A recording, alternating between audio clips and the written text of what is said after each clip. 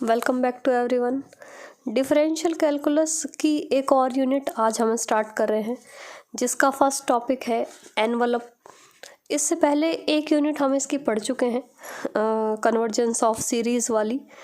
तो ये differential calculus की बुक आपके ईयर में मेंशन नहीं कर रही हूँ क्योंकि अलग अलग यूनिवर्सिटी में ये अलग अलग ईयर में चलती है। जयपुर में ये चलती है फर्स्ट ईयर में, सेकंड सेमेस्टर, और उसके अलावा आप अपने अकॉर्डिंग देख सकते हैं कि कहीं कहीं फाइनल ईयर में भी चलती है। एनवलप से हम पढ़ना स्टार्ट करते हैं। तो एनवलप क्या होता है और जो इसका बेसिक कंसेप्ट है, पहले उस बेसिक कंसेप्ट को पढ़ेंगे। बहुत ही इजी सा टॉपिक है ये, और कुछ एक दो टाइप के इसके क्वेश्चंस हैं तो उनको भी करना सीखना है हमको। लेकिन पहले हमको बेसिक ज़रूर पता होना चाहिए कि एनवलप होता क्या है। क्वेश्चंस तो हम पैटर्न देख के और कर सकते हैं क्वेश्चंस को, लेकिन बेसिक एक बार देख लेते हैं इसका कि एनवलप को पढ़ने के लिए सबसे पहले जो हम एक डेफिनेशन पढ़ेंगे वो है फैमिली ऑफ कर्व्स की। तो ये फैमिली ऑफ कर्व, जिसको हिंदी में कहते हैं वक्रों का कुल, वक्रों का कुल क्या होता है इसको देखते हैं डेफिनेशन को। कि निर्देशांक ज्यामिति से हम जानते हैं कि रेखा y बराबर mx plus under root A M square plus B square m के प्रत्येक मान के लिए दीर्घवृत्त x square upon A square plus Y square upon B square को स्पर्श करती है। तो इस लाइन का मीनिंग ये हमने कोऑर्डिनेट ज्योमेट्री का कंसेप्ट यहाँ से उठाया है कि कोऑर्डिनेट ज्योमेट्री में ये जो लाइन होती है, ये स्ट्रेट लाइन y बराबर mx plus under root A square M square plus B square. तो यहाँ पर ये जो स्ट्रेट लाइन है इसमें m के प्रत्येक मान के लिए ये दीर्घवृत्त को स्पर्श करती है। दीर्घवृत्त को स्पर्श करती है मीन्स कोई भी जो इलिप्स है X square upon A square plus Y square upon B square, जो स्टैंडर्ड इक्वेशन है इलिप्स की, तो ये m के अलग अलग मान के लिए इसको स्पर्श करती है। मीन्स m के अलग अलग मान के लिए दीर्घवृत्त की अलग अलग स्पर्श रेखाएं प्राप्त कर सकते हैं। मीन्स ये जो स्ट्रेट लाइन का समीकरण है या इक्वेशन है y बराबर M X plus under root A square M square plus B square, ये इस दीर्घवृत्त या इलिप्स की स्पर्श रेखा का समीकरण है। स्पर्श रेखा यानी टेंजेंट। तो m के जैसे जैसे हम मान रखेंगे, m के मान अलग अलग रखने पे हमें अलग अलग स्ट्रेट लाइन का समीकरण मिलेगा। तो अलग अलग स्पर्श रेखाएं प्राप्त कर सकते हैं। m के अलग अलग मान देने पर जो स्पर्श रेखाएं प्राप्त होंगी वह एक वक्र कुल कहलाता है। तो मीन्स यहाँ पे ये जो इक्वेशन है इसमें m के जैसे जैसे हम अलग अलग मान रखते जाएंगे तो उन मानों के करस्पॉन्डिंग बहुत सारी स्ट्रेट लाइन मिलेंगी, और उन स्ट्रेट लाइन का जो एक ग्रुप है उसको हम कहते हैं वक्र कुल या फैमिली ऑफ कर्व। तो एक वक्र कुल कहलाता है। m को वक्र का प्राचल या पैरामीटर ऑफ कर्व कहते हैं इसको। तो ये ध्यान रखना है कि where m is parameter of the curve. तो अब ये जो इक्वेशन है यहाँ पे हम वक्र का समीकरण इसको एक जनरल वे में लिख सकते हैं कि जो भी कोई भी, अब ये हमने एक पर्टिकुलर इस दीर्घवृत्त के लिए बात की है, जरूरी नहीं है सिर्फ दीर्घवृत्त के लिए। मीन्स कोई भी जो कर्व होगा उस सब के लिए स्पर्श रेखा का समीकरण होता है।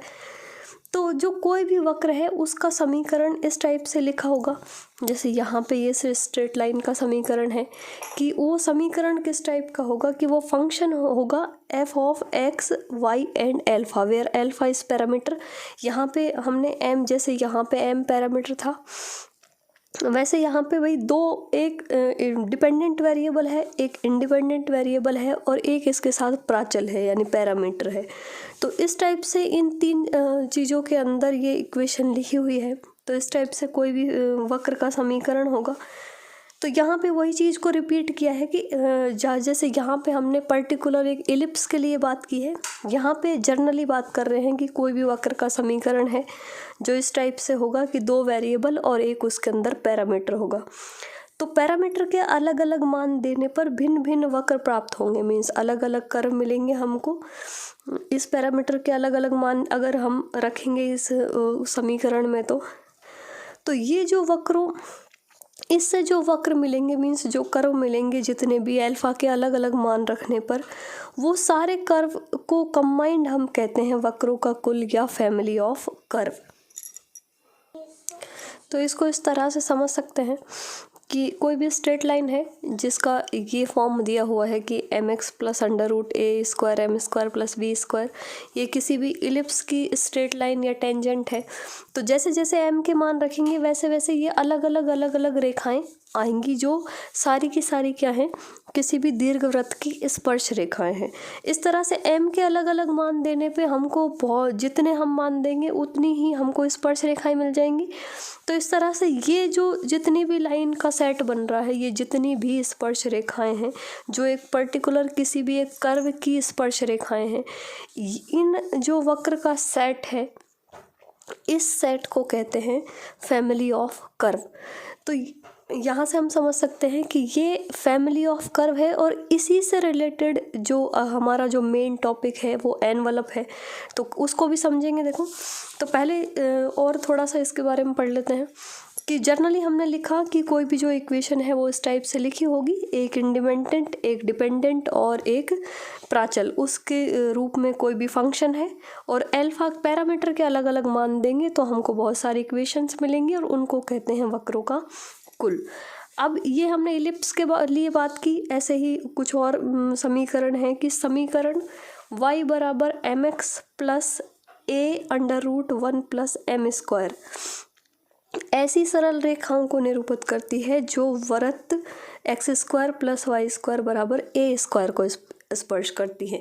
मीन्स जो हमने यहाँ पे समीकरण पढ़ी थी पहले, ये इलिप्स की स्पर्श रेखा है और ये सर्कल की स्पर्श रेखा है। तो मीन्स ये रेखा भी ऐसी है कि जो इस वृत्त के लिए स्पर्श रेखाओं को निरूपित करती है। मीन्स यहाँ पे भी हम इस m क्या है, प्राचल या पैरामीटर m के अलग अलग मान देंगे तो हमको इस वृत्त के करस्पॉन्डिंग बहुत सारी स्पर्श रेखाएं मिल जाएंगी। तो ये स्पर्श रेखा हो गई किसकी, वृत्त की।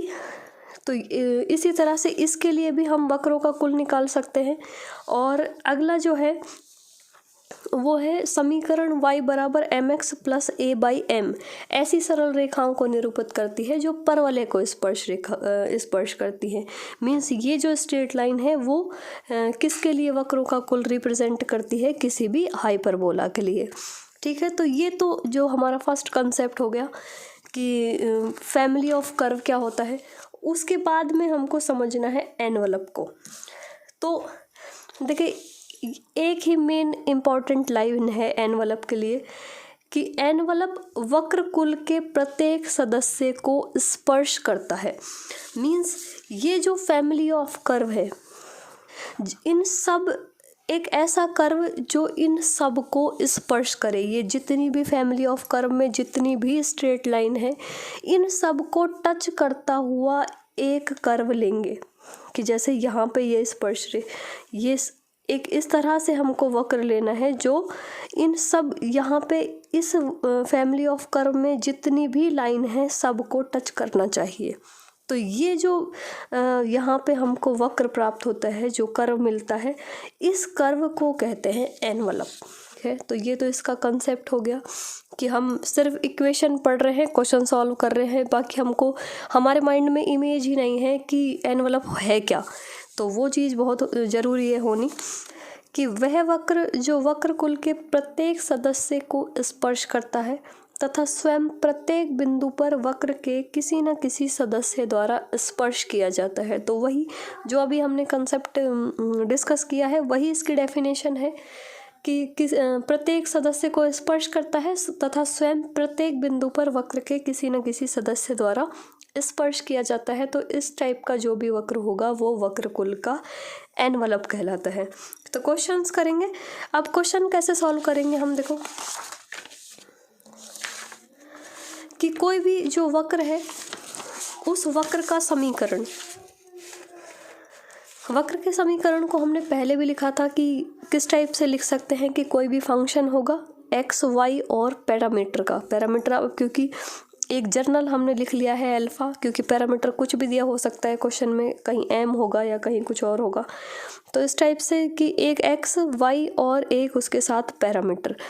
तो इस टाइप से किसी भी कर्व की इक्वेशन होगी तो सॉल्व करने के लिए हमको क्या करना है कि एक इक्वेशन तो हमको दी हुई मिलेगी, जो कर्व की इक्वेशन क्वेश्चन में मिलेगी, और जो भी पैरामीटर होगा उस इक्वेशन में हमको क्या करना है कि जो इक्वेशन दी हुई है, जैसे उसको हमने नाम दे दिया फर्स्ट, तो इस फर्स्ट इक्वेशन को या जो गिवन इक्वेशन है उसको पैरामीटर के रेस्पेक्ट में हमको डिफरेंशिएट करना है कि differentiate with respect to alpha. Alpha means जहाँ जो भी पैरामीटर है उस पैरामीटर के रेस्पेक्ट में हमको डिफरेंशिएट करना है। तो अब पैरामीटर क्योंकि एक अचर संख्या होती है, क्योंकि चर तो दो ही होंगे, एक ये डिपेंडेंट और एक इंडिपेंडेंट। तो एक्स और वाई चर हैं, उसके अलावा तो ये तो कांस्टेंट नंबर ही होता है पैरामीटर। तो अगर हम कांस्टेंट नंबर के सापेक्ष में किसी भी समीकरण को डिफरेंशिएट करते हैं तो ये हम पहले से जानते हैं, हमारे बेसिक नॉलेज में है कि किसी भी कांस्टेंट नंबर के सापेक्ष अगर हम किसी फंक्शन को डिफरेंशिएट करते हैं तो आंसर आएगा 0। तो एक इक्वेशन जब हम इसको अल्फ़ा के रेस्पेक्ट में डिफरेंशिएट करेंगे तो एक इक्वेशन गिवन और एक हमको ये डिफरेंशिएट करने पे एक इक्वेशन और मिलेगी। तो हम इन दोनों इक्वेशंस को सॉल्व करके अल्फ़ा को वहाँ से विलोपित कर सकते हैं, मीन्स अल्फ़ा कैंसिल कर सकते हैं दोनों समीकरण से। तो जब हम समीकरण 1 और समीकरण 2 की हेल्प से इस अल्फ़ा को, मीन्स किसी भी एक समीकरण से अल्फ़ा का मान निकाल के दूसरे में रख देंगे, तो इस तरह से अल्फ़ा जब इन दोनों समीकरण से विलोपित हो जाएगा तो जो सॉल्व होने के बाद में जो हमारे पास इक्वेशन आएगी वही होगा हमारा एनवलप। तो ये तो मेथड है एनवलप हमारा निकालने का कि एक गिवन इक्वेशन उसको डिफरेंशिएट करना है पैरामीटर के रेस्पेक्ट में और फिर दोनों इक्वेशन को सॉल्व करना है और जो लास्ट इक्वेशन आएगी वो होगी एनवलप। अब मान लिया कि समीकरण 1 और समीकरण 2 को सॉल्व करने के बाद जो हमारे पास इक्वेशन आई वो पैरामीट्रिक इक्वेशंस आ गई, मान लो एक्स और वाई की। तो उसको हमने माना है यहाँ पे कि माना एक समीकरण 1 और समीकरण 2 को जब हम सॉल्व करते हैं तो इस एनवलप की हमारे पास पैरामीट्रिक इक्वेशन आ गई, x बराबर फाई अल्फ़ा और y बराबर साई अल्फ़ा। मीन्स अल्फ़ा के फंक्शन के रूप में मान लो ये पैरामीट्रिक इक्वेशन हमारे पास मिलती है। तो हम किस तरह से सॉल्व करेंगे तो वो देखते हैं। तो यहाँ से एक चीज़ क्लियर होती है कि मान लिया ये जो इक्वेशन नंबर 3 मान लिया हमने इसको कि ये जो इक्वेशन नंबर 3 में x और y के जो दो मान हैं ये कर्व के इक्वेशन में अगर हम रखेंगे तो वो अल्फ़ा के सभी मानों के साथ में इस इक्वेशन को भी संतुष्ट करेगा। तो ये रिज़ल्ट भी हमको ध्यान रखना है। तो मेन सिर्फ इतना ही काम है कि कर्व की इक्वेशन दी हुई है उसको डिफरेंशिएट करना है पैरामीटर के सापेक्ष और जो दोनों इक्वेशन को सॉल्व करने के बाद जो इक्वेशन आएगी वो होगा एनवलप। एक एग्जाम्पल सॉल्व कर लेते हैं जिससे और क्लियर हो जाएगा। तो ये एग्जाम्पल लेते हैं कि find the envelope of the line x cos alpha plus y sin alpha equal to a, the parameter being alpha where alpha is parameter and interpret the result geometrically. तो question क्या है कि ये कोई straight line का curve है कि सरल रेखाओं का कुल दिया हुआ है कि x cos alpha plus y sin alpha बराबर a। तो इसका हमको एनवलप निकालना है। यहाँ पे ये जो अल्फ़ा है वो पैरामीटर यानी कि प्राचल है और साथ ही इसका जो रिज़ल्ट है उसका ज्योमेट्रिकल मीनिंग भी हमको बताना है, ज्यामितीय अर्थ भी बताना है इसका। तो स्टार्ट करते हैं इसका सॉल्यूशन। तो सॉल्यूशन में हमको करना क्या है कि जो गिवन इक्वेशन है पहले हम गिवन इक्वेशन को लिखेंगे कि गिवन कर्व। तो गिवन इक्वेशन है हमारे पास x cos alpha plus y sin alpha बराबर a। उसके बाद जैसे हमने यहाँ पे जो हमारा मेथड था, मेथड में हमने पढ़ा था कि क्या करना है कि जो पैरामीटर हमको दिया हुआ है उस पैरामीटर के रेस्पेक्ट में इसको डिफरेंशिएट करना है। ये इक्वेशन नंबर 1 लिख देते हैं इसको कि differentiate with respect to alpha. तो अल्फ़ा के रेस्पेक्ट में डिफरेंशिएट करेंगे तो यहाँ पे कॉस अल्फ़ा का डिफरेंशिएशन होगा x माइनस साइन अल्फ़ा, और साइन अल्फ़ा का डिफरेंशिएशन यहाँ पे अब ये x और y को दोनों को कांस्टेंट मानते हुए हम डिफरेंशिएट करेंगे क्योंकि अल्फ़ा के सापेक्ष कर रहे हैं।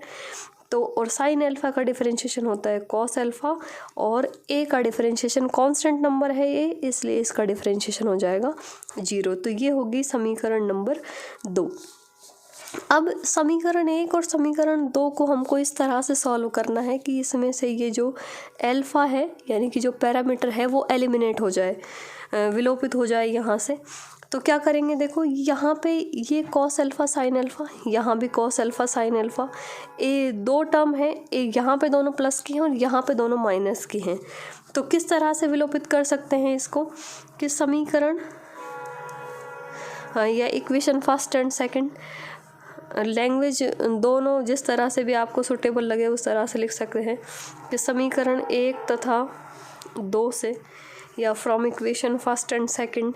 तो यहाँ से हम इसको और इसको स्क्वायर करके ऐड कर देंगे दोनों को। देखो किस तरह से करेंगे, समीकरण 1 तथा 2 इसको लिख देते हैं को वर्ग करके जोड़ने पर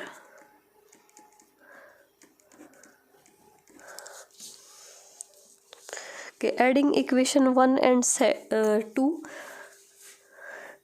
और इनको स्क्वायर करके जोड़ देंगे तो क्या आएगा रिजल्ट। देखो ये फर्स्ट इक्वेशन है x cos alpha plus y sine alpha, इसका स्क्वायर, और इसके लेफ्ट हैंड साइड का स्क्वायर करके ऐड कर देंगे तो ये हो गया minus x sine alpha plus y cos alpha, इसका स्क्वायर, और इधर ये आएगा a स्क्वायर और यहाँ पे ये आएगा 0, जो 0 का स्क्वायर ही लिख सकते हैं, 0 का स्क्वायर।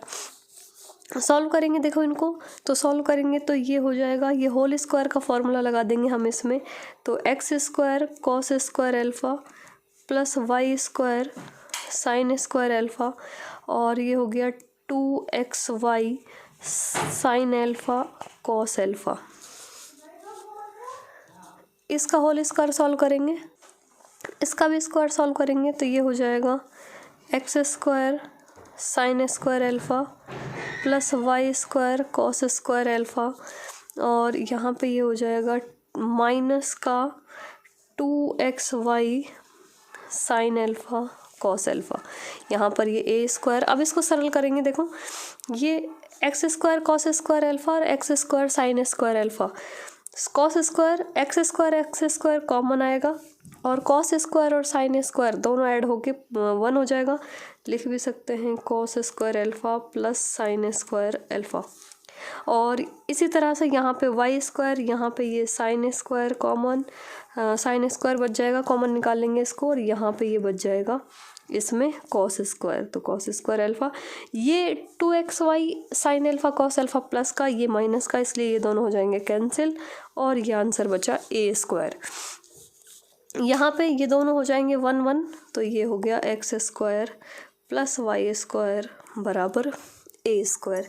तो ये हमारा जो रिक्वायर्ड एनवलप का इक्वेशन है, जो एक सर्कल की इक्वेशन है जिसके सेंटर 0 0 एंड रेडियस a होती है, तो ये आंसर हो गया। मीन्स बस इतना ही करना है हर क्वेश्चन में कि डिफरेंशिएट करना है पैरामीटर के रेस्पेक्ट में, और किसी न किसी तरह से जिस तरह से हमको दिखे सुटेबल उस तरह से उसको एलिमिनेट करके और सॉल्व करना है। अब साथ में इसका ज्योमेट्रिकल मीनिंग और पूछा है, तो वो ज्योमेट्रिकल मीनिंग हम लिख सकते हैं कि ये जो फर्स्ट इक्वेशन है, फर्स्ट इक्वेशन कि किस टाइप की इक्वेशन है, वो सब रेखाएं जिन पे मूल बिंदु से अगर लंब डालते हैं तो उस लंब की लंबाई होती है a, उसका एनवलप हमारे पास ये वृत्त का समीकरण आया है जिसका केंद्र यानी कि सेंटर पॉइंट तो होते हैं 0 0 और इसकी रेडियस होती है a के बराबर। तो ये वृत्त जो है ये स्पर्श रेखाओं के कुल को निरूपित करता है।